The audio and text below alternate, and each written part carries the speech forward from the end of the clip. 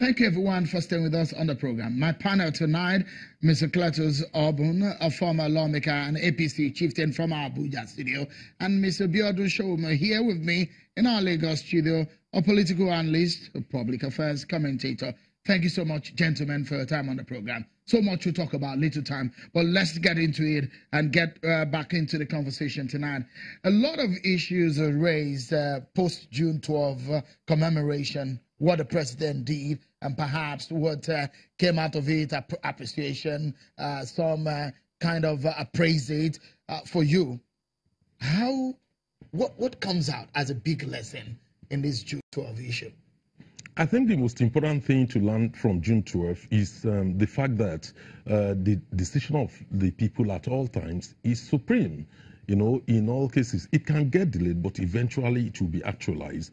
June 12, you know, became a major problem for the country, and we were not able to move forward until this issue has finally now been resolved, you know, with the decision taken by Mr. President, which many people rightly, you know, commended him for. There's also a lesson for those who perpetrated, you know, who decided to truncate June 12, because they are all still alive. Many of them are still alive, so they're actually learning a bitter lesson. They had opportunities, you know, to correct the injustice done, you know, to the people on June 12. I'm not referring to Abiola particularly because Abiola is long gone. But what about the people who actually voted that their vote must count, the result must be announced, Abiola must be recognized, and today we have seen that now actualized. So those who decided to truncate, you know, June 12 election must be learning a bitter lesson. People, some of you criticize. You heard what Professor Wole Soyinka said. You heard what a lot of people said about the issues of rule of law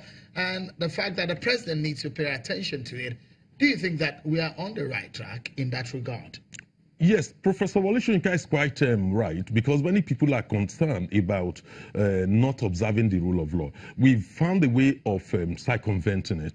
Rather than presenting cases before the public, we tend to use the media, embark on media trial, and then create a perception of guilt or innocence, you know, before the public by pumping prejudicial materials to the media, to the public. That's rampant? It's quite very rampant. Let me give you some few cases. If you remembered, in some years ago, we used to have the case of Yemo, who was believed to be a notorious armed robber, you know, painted by the MTA as a notorious armed robber. Eventually, he was made to confess, and the court found, you know, Justice Waidi Oshodi of the Ikeja Firearms Tribunal actually found that he was a motor parked out. We have the case of Justice Adeni Ademola, who recently was portrayed as if he had obtained some illegal payments through in the course of his duty. He was found innocent. How many Nigerians are aware that Justice Dingba, you know, Digwe, is now back, you know, presiding in the court simply because he has been exonerated?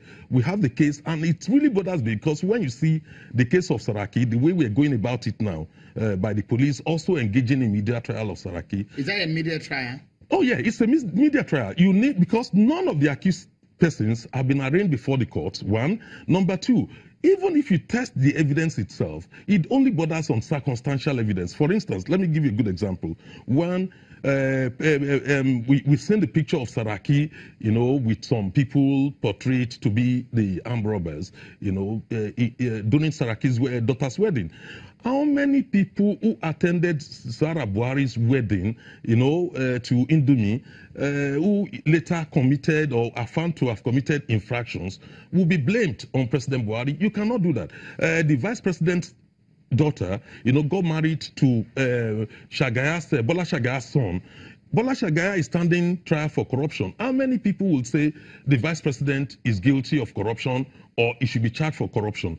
In the same way, when you look at the fact that vehicles were bought, the inscription Saraki on the vehicle, and therefore, so it means Saraki must be guilty of associating with armed robbers.